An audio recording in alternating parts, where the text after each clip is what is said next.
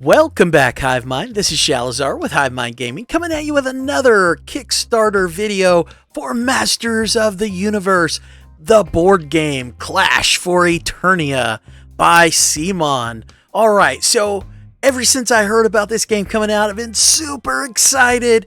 The nostalgia is just through the roof seeing these miniatures and seeing this board game and the hype it's had for the last few months. All right, so what we're going to do is we're going to get into some of the rules and mechanics of the game and go over some of the stuff that you're getting so that we can, so you can make a decision on whether or not it's going to be just nostalgia for you, or if it's actually going to be nostalgia and a game worth playing. So let's get into the rules. So the first thing we want to do when we get into the rules, we're going to look at, there's two game modes for this game. There's one versus many, so one player plays the controller, as you can see right here, we've got a lot of cool stuff, and then we've got the group of friends that are playing the players. All heroes will choose between this dashboard is going to have a spot for your He-Man and all of his friends, or the bad guys, Skeletor and all of his minions, or followers, because they can be heroes or then whatever you guys choose as players. The controller plays the opposite. The bad guys aren't necessarily bad guys. Really super cool about this. So we'll say heroes. Fact, I was just talking to a friend of mine weeks before this was discussed. I'll get you next time, He-Man. All right, so that was my horrible to get a G.I. Joe board game. But I would want it to work similar to this. It's going to come with two sides. G.I. Joe versus have the character Cobra for the I could play Cobra versus G.I. Joe. So this is going to be what all the there are too many cool are going to have for each one of their Cobra characters. It's going to have a slot for the character card, and then it's going to have a slot for three skill characters. So that each character. So it's super exciting that this is how Masters of the Universe is going to work. Dashboard. You can play the good guys, or you can play the bad guys. Has a dashboard. It's going to whatever you controller has four separate skills. There's that mode, and that they can there's a solo mode, and then which is cool, they place every character comes with all their characters that they can use to play them above it, and then they get minions off to the side, and then there's a little AI deck to the side for one of these powers when you're playing solo when you spin. So again, you could play heroes versus bad guys, and all the bad guys have AI decks, and one of these individual AI decks. Or you can play the bad guys, and all the heroes get an AI deck. Let me just start. How cool is that? All right, so if you're down for the competitive side, this game's got it. If you're down for the co-op side, this game's got it. So these are some of the components you're going to see. This is a player dashboard, and this is the controller dashboard. So the player dashboard is going to have a spot for the character card, and have to call them characters because I can't call them heroes because they could be good guys or bad guys. And each character, when you flip the card over, will have a different side to them. So for instance, this is what it looks like for the hero, and this is what it looks like when it's for the controller. And the hero, or the player dashboard will show the picture of the character, and then it will have their basic abilities, their basic powers that they start out with. Then they have 3 slots here for their skills, and these skills open up throughout the game. And then they've got little slots here going down the sides. These are called power cubes, these little square cubes, and I'll explain those in just a moment. And then this is the controller dashboard. The controller has 4 skills that are specific to the controller. And then there's spots at the top for 3 characters. They get to choose 3 characters each time. And then again, a picture, and then the skills, but they've got a full list of skills where you have to unlock your skills. The controller's characters all start with skills.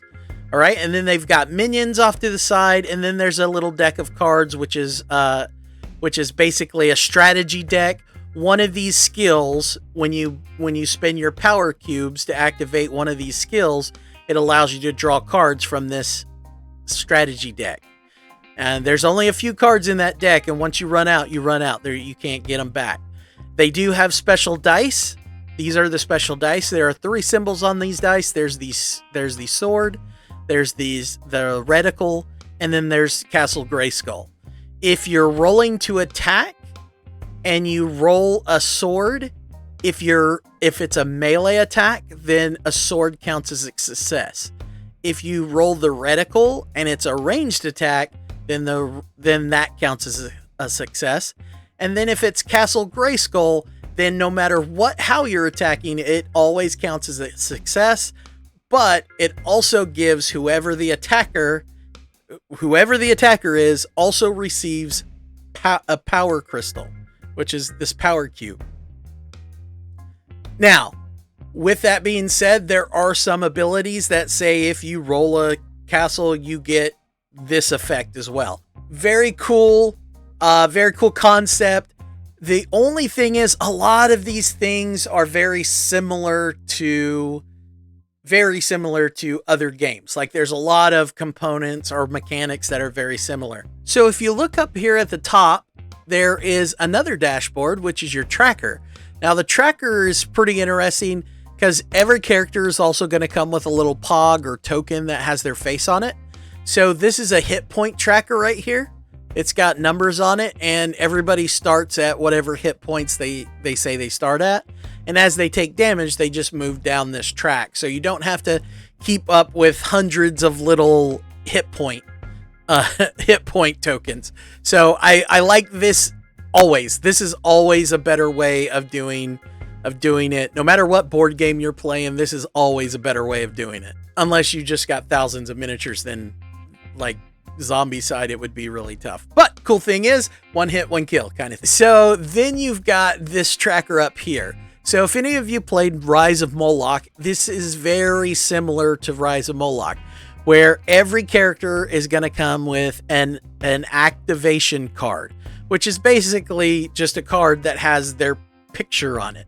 And then what you're going to do is the players will determine what order they want their characters to go in, and the controller will dictate what order his will go in. And whoever's in the controller always puts a character in the first slot, so controller will always go first, and then a then a player, then a controller, player, player. Now, yes, it sucks that the controller will one of his characters will always go first.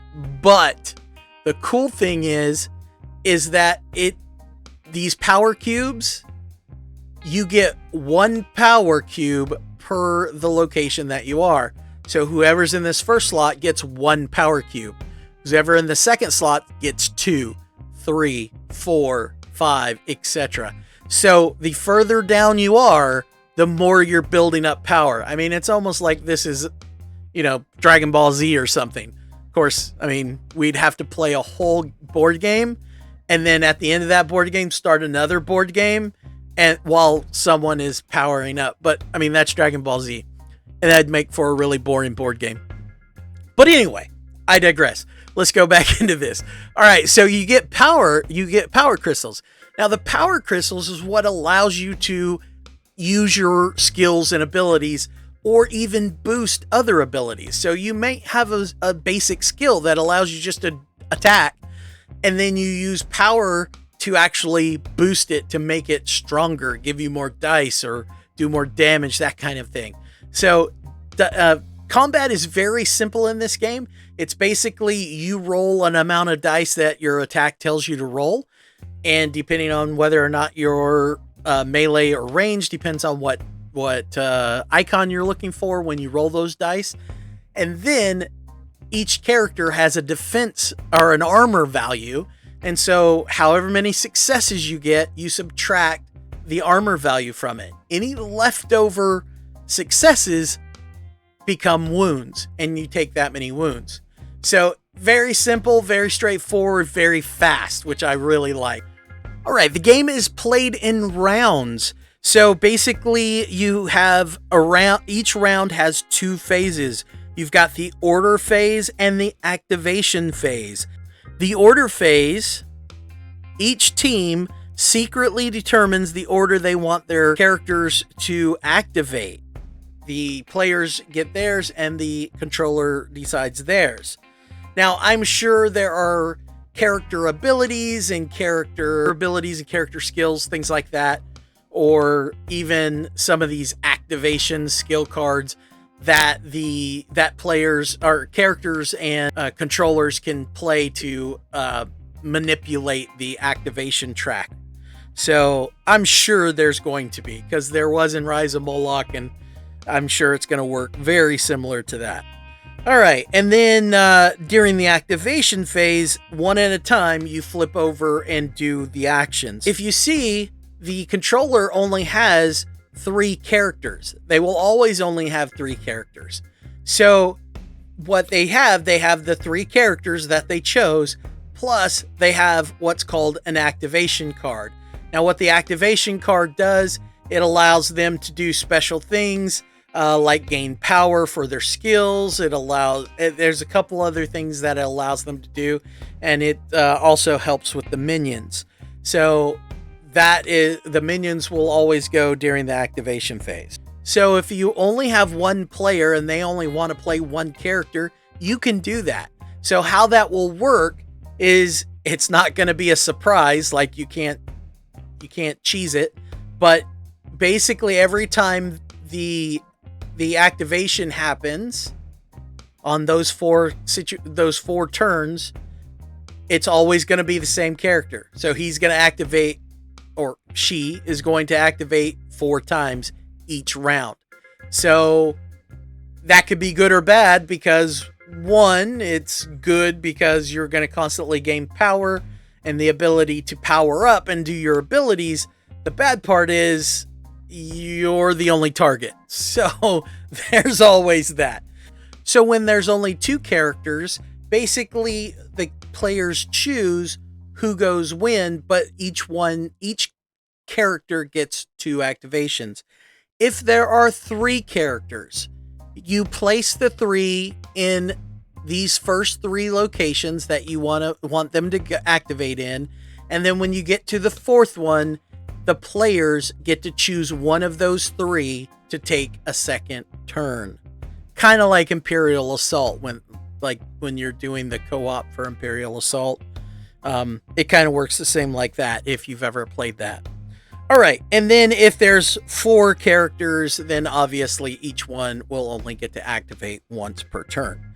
All right, so when you activate, the first thing that you do is you flip over the card to show who's activating this turn, and then that character immediately gains power equal to whatever slot they're located in. So for the bad guys, if it's a character for the bad guys, then it goes in one of these 5 slots. If it's for the activation card for the bad guys, then it has to be placed in one of the skill slots to activate one of the skills, the 4 skills that the controller has. Minions never gain power, ever. All right, if it's a player character, then it goes into either one of the 5 slots at the bottom of the dashboard to activate any of the powers on the main character card, or you can put it in any slots that has an unlocked skill in it. You cannot put power cubes in locations that don't already have skills. You just can't do that. All right, so pretty simple, pretty straightforward, and I mean everything works pretty well in that case. Also, there are 2 primary ways to get the power cubes. Like I said, one is through the tracker, the other one is through the dice when you roll the Castle Grayskull. There are other ways when it comes to skills and abilities, but you'll see those as you're playing the game. The 2 primary ways are the tracker and the dice. You've got the strategy activation, you gain power, you activate minions, and then you activate controller skills. So that's the order that you would go in when you run into the controller activation card. So minions always have 1 hit point. So if you do any damage to them at all, they explode. That includes the human minions when you're playing the good guys. And then some skills and abilities affect only characters and only minions. So minions are not considered characters. So keep that in mind when you're reading the skills. If it doesn't specify minion or character, then it can affect either or. Can never gain power. So when they're rolling for an attack and they roll a castle, then they don't gain any extra power for that. And then there are elites to all the minions, and they can only be summoned by specific cards or skills. So once you actually take an activation with a hero, or a character, sorry, this is for controllers and players, they get 2 actions. They can attack, they can interact based on the scenario, they can move, and every time you use a move action, you move up to 3 spaces. Now, if you are in base-to-base contact with an enemy, you will take escape damage. So there is rules about leaving melee with someone. And then you can use a skill. You can get a free. There are some abilities that are considered bonus actions, and each skill will tell you exactly what kind of action it is, whether it's an action, whether it's a bonus action, a boost, or whatever it is, it will tell you. And bonus actions that's pretty much self-explanatory. It's a bonus action. It doesn't count toward your 2 limited actions, but it does count. It does count as an action, so it has to be done during your turn. But it is a bonus, and you can use as many as you want during your turn, as long as you can pay for them. And then there's a bonus attack, which again, self-explained, means that you do your 2 actions plus you get a free attack. So you can attack 3 times if you wanted to. If you're a single player, so let's say a single player with only 1 character, you get 3 actions instead of 2. All right, so last but not least, for mechanics of the game, we've got the skills. So the controller has 4 skills. They're always going to be the exact same skills, unless something happens with the Kickstarter or they do some kind of expansion, which is probably going to happen. There's only 4 skills that the controller will ever have. And with that, if you notice, this one is like gold and the rest are black around the edges. So what that means is that you have these are the basic version of the skill. This is a boosted version of the skill. Now, what does that mean? Well, it's just like these. So a player only starts with the main character card. He does not have any of these 3 starting off. At points in the scenario, and each scenario will dictate when this happens or what triggers it, but there is called an escalation tracker. Now, the escalation tracker is over here on the side of this tracker right here. You notice there's a sword right here. This sword points at where you are on the escalation tracker.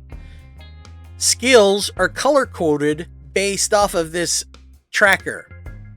Each time there is an escalation and it goes up on the escalation tracker, each player can choose 1 skill for their characters, for each of their characters, based off of that color, off of that level. There are 2 skills. Each character has 2 skills for each level.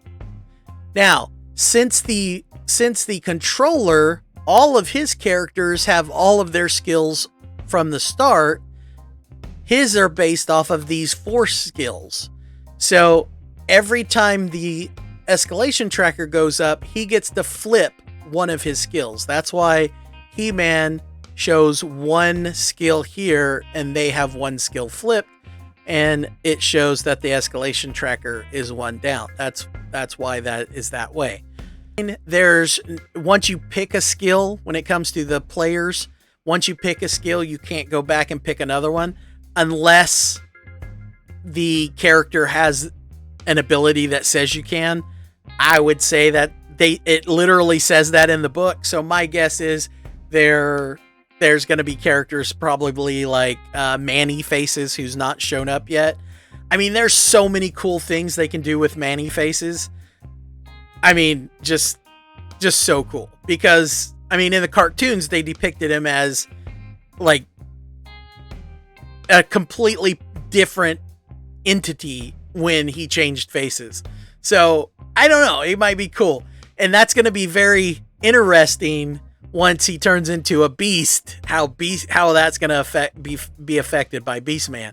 So that's going to be interesting to see how that works, since Beastman has the ability to control beasts. So I can't wait to see what they do with Manny Faces. One of my favorite characters from when I was a child. So now that's pretty much it. That's the game in a nutshell. It's fairly simple and fairly straightforward, and then each scenario is going to have different ways to set up the board. They've got terrain. As we can see so far in the Kickstarter, there's lots of cool 3D terrain being that's going to come with the Kickstarter anyway. So lots of cool stuff that is added to make this game viable. Now, there's a lot of components that are very similar to other games, and that's okay. There's nothing wrong with that. I mean, there are very few unique mechanics in games these days. I mean, very few. So I don't know. I kind of like it. I kind of dig it. I think it's going to be fun. And the thing that makes it really cool for me is the fact that it is He-Man. I mean, I think the only thing that would make it better is if it were G.I. Joe. But, you know, hey, beggars can't be choosers, I guess. So is it going to be nostalgia? Yeah, absolutely.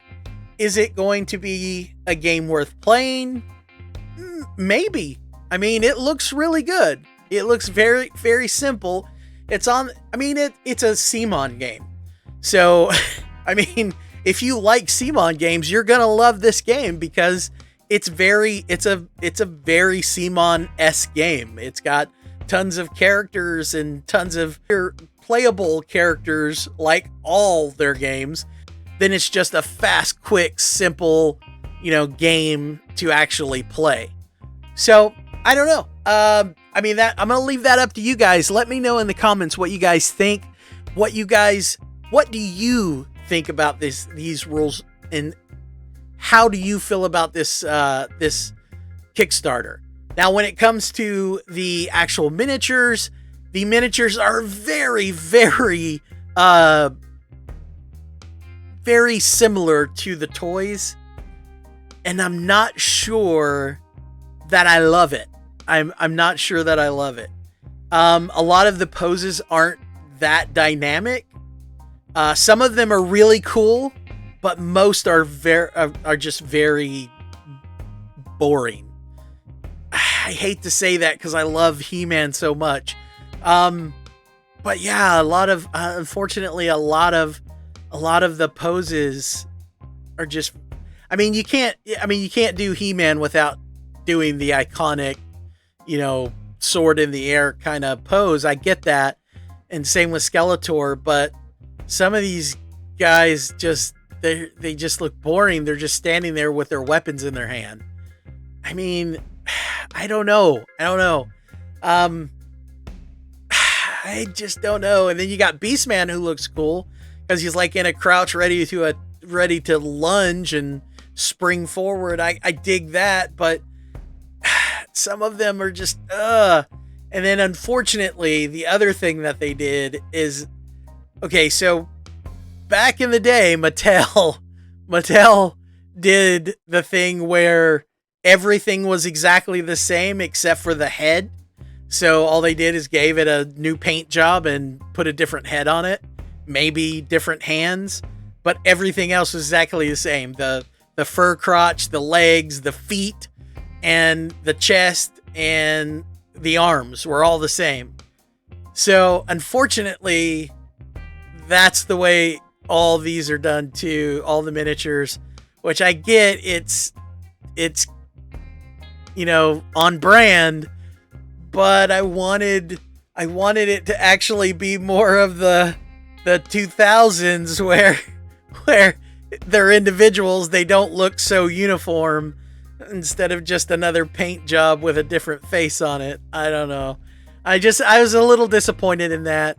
Very nostalgic because it looks exactly like the toys, but I wanted more variety instead of just a reprint of the same toy. So anyway, that's just my opinion. To be honest, I'm probably still going to get it because, I mean, it doesn't look bad at all. Interesting to see where they go. Their daily logins so far, they've got the different tiles for the board, and then they've got the King Randor. My guess, the Queen's gonna be here. Cringer and Prince Adam are all going to be NPCs because they've already said that they are, and they're tokens in the game. So my guess is there'll be actual miniatures on when they do the daily unlocks. I'd say that, maybe even the sorceress from Castle Grayskull, but I can't imagine that the sorceress from Castle Grayskull will be an NPC. Surely she'll be a playable character. Surely she would have been a playable character with the Castle Grayskull expansion, but who knows? They might do. She might be a stretch goal that you only get if you got the Castle Grayskull expansion. So who knows? Because that's what they do that a lot too. If you get the expansion, you get these stretch goals. If you don't get the expansion, then you only get these stretch goals. So I don't know. Who knows what they're gonna do? It'll be interesting to see what they do with purchasable add-ons, because yeah, I don't know where they would go with add-ons other than the Grayskull and the ones they already have. So it'd be interesting, but I'm really looking forward to Manny Faces. I'm hoping they do something really cool with him. So we'll see. Anyway, let me know in the comments. That's it for this video. It's going to be a short one. So if you like what you've seen and you want to see more, hit the like button and join the Hive by hitting the subscribe button. We'll see you all on a video soon. Bye-bye.